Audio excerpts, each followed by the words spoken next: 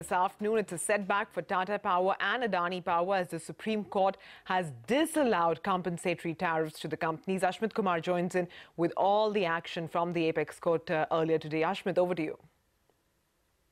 It's a huge setback coming in for Tata as well as Adani Power. Dealing with the question of grant of compensatory tariff, the Apex Court has answered in the negative.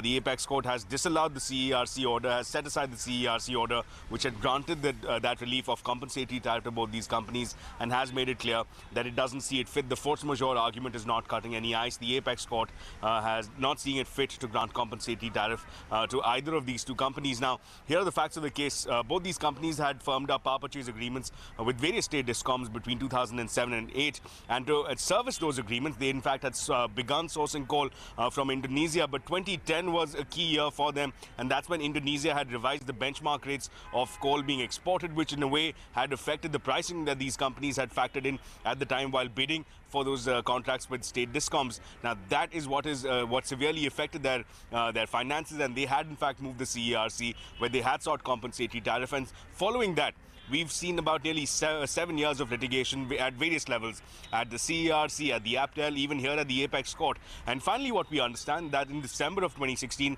the Central Electricity Regulatory Commission had in fact seen it fit that the change in law as far as Indonesia is concerned did affect the pricing of both these companies. That does remove the very basis of their bidding process, and in a way makes them eligible for relief by way of compensatory tariff. It is that order that was in challenge before the Apex Court.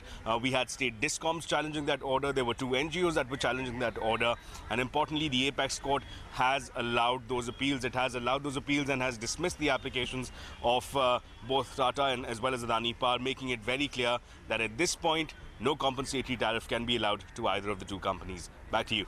All right, Ashmit.